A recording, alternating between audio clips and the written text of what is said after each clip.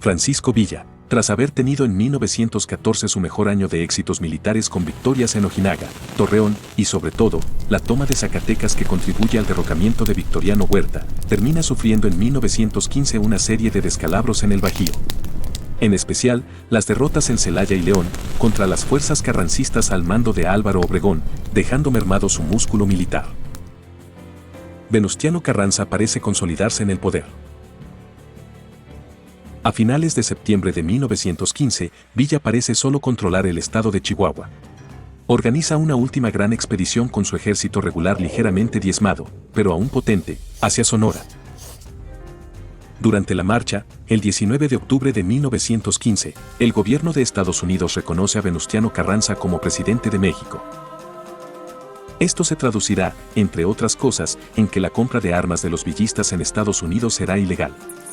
Además hay una campaña de estrangulamiento dirigida en Estados Unidos por el encargado de las aduanas de El Paso, Zach Lamar Cobb, quien desprecia fuertemente a Villa.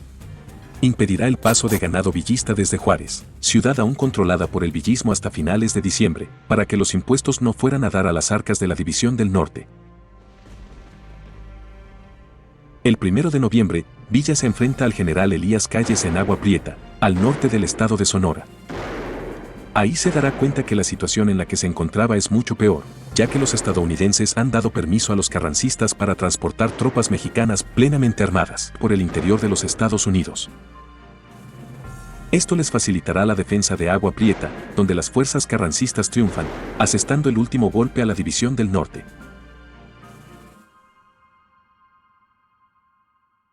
El anunciado ataque de Villa sobre Agua Prieta ha sido rechazado. En los primeros intentos de los infidentes villistas para atacar Agua Prieta, fueron rechazados y sufrieron grandes pérdidas. El sentimiento antigringo aumenta. A finales de diciembre de 1915, Francisco Villa decide disolver la división. Despide el año derrotado. Ahora las fuerzas villistas se reducirán a una guerra de guerrillas en una parte del estado de Chihuahua. 2 de enero de 1916. Villa se instalará en San Jerónimo. Ahí establecerá su base. Los más fieles a la causa villista lo siguen, algunos comienzan a desertar.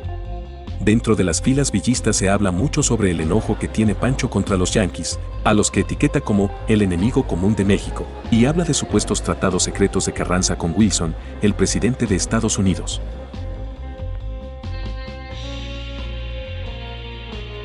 El 8 de enero se produce una reunión en El Paso, Texas, entre Álvaro Obregón y algunos técnicos, funcionarios, banqueros y comerciantes estadounidenses y mexicanos, quienes no hacía mucho tiempo pactaban con Villa.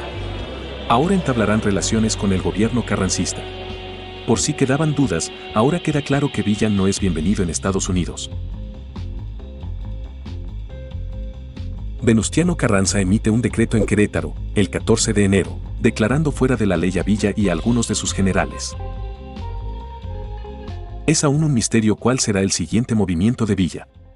Han pasado algunas semanas desde la disolución de la División del Norte y no parece que las tropas carrancistas lo estén persiguiendo. El 15 de enero, Villa envía a uno de sus generales, Candelario Cervantes, a conseguir municiones a Columbus, Nuevo México. Parece haber problemas con el abastecimiento de municiones que habitualmente proporciona Sam Ravel, a quien ya le había dado un depósito para futuras compras. Ravel les ha dado la espalda, no quiere tener tratos con bandidos. La furia de Villa es colosal. Para el 17 de febrero, Villa tiene en su base 2.600 hombres. Se hace una selección de hombres bien armados para una próxima misión, aún no definida. En total unos 573 hombres. Marchan hacia el norte. El 22 de febrero, Villa convoca una reunión y les comunica su destino. Columbus. Van a atacar Estados Unidos. Enfado por cerrarle las puertas. Venganza por el reconocimiento de Carranza como presidente. ¿Venganza por la ayuda prestada a carrancistas en la batalla de Agua Prieta? ¿Van a cobrar la deuda que tienen con Sam Ravel? Aún queda la duda. Quizás todas ellas suman la razón del ataque. 2 de marzo. Paran brevemente en Colonia Pacheco. Están a unos 200 kilómetros de su destino. Villa envía espías para analizar la situación en Columbus, pide que localicen dónde se hospeda Samuel Ravel, un croquis del poblado y la composición del campamento militar. El 7 de marzo llegan a Boca Grande. Parece que en Columbus tienen noticias de que Villa podría dirigirse hacia ellos, aunque no parece que hicieran caso de dicha información o no quieren creérselo, pero la advertencia ya había sido anunciada. Columbus era un pueblo nuevo, fundado en 1891, con aproximadamente 700 u 800 habitantes. Había un campamento militar fronterizo con 500 o 600 militares. Según algunas descripciones geográficas del lugar, Columbus estaba cortado por la vía de ferrocarril que lo atravesaba de oriente a poniente y por una carretera que lo cruzaba de sur a norte. Los sectores del noreste y noroeste componían la mayoría de los hogares, establecimientos y servicios. El sureste ocupado por el campamento militar. El terreno es plano, pero en la porción del suroeste hay unas pequeñas colinas que se llaman Cuts Hill. Uno de los objetivos, además del correspondiente robo del banco, era ajustar cuentas con Sam Ravel. Este era un inmigrante judío lituano que, tras haber sido empleado comercial en El Paso, puso una tienda junto con su hermano Luis, la Ravel Brothers Mercantile. Sam y Luis Ravel vendían materiales de ferretería, herrería, utensilios de cocina, botas, ropa, telas y rifles, pistolas y munición. Durante varios años los Ravel habían sido proveedores de Villa, enriqueciéndose con la venta de armas y municiones. Hasta que le dieron la espalda.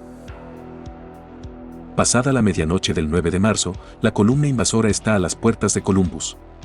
Según la mayoría de testimonios, parece ser que Villa no participará de la invasión. Se quedará a las afueras del pueblo, quizás cerca de las colinas de Cuts Hill. Villa ordena que se dejen los caballos.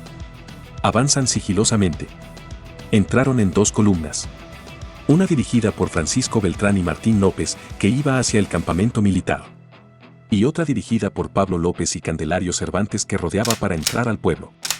Sobre las 4:30 de la mañana inicia el combate al grito de ¡Viva Villa!, tomando por sorpresa a los habitantes.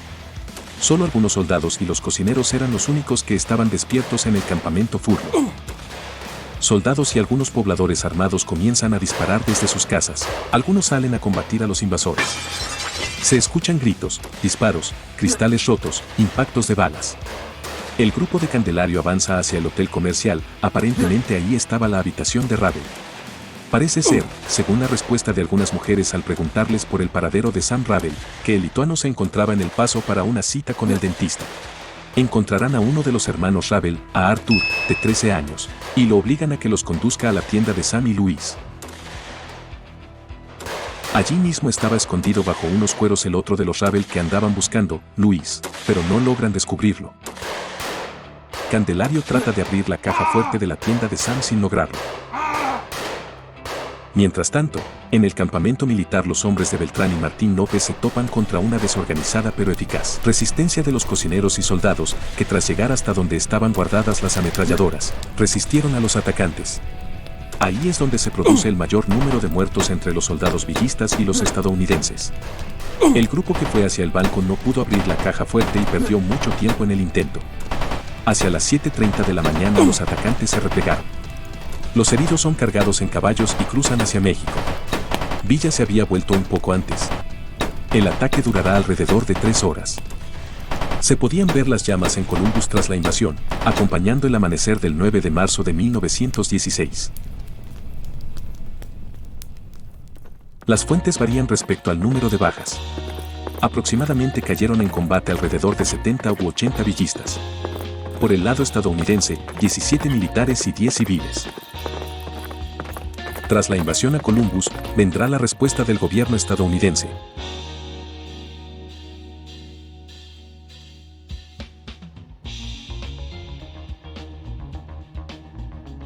Se autorizará al general John J. Pershing organizar una expedición para internarse en el estado de Chihuahua e intentar capturar a Villa.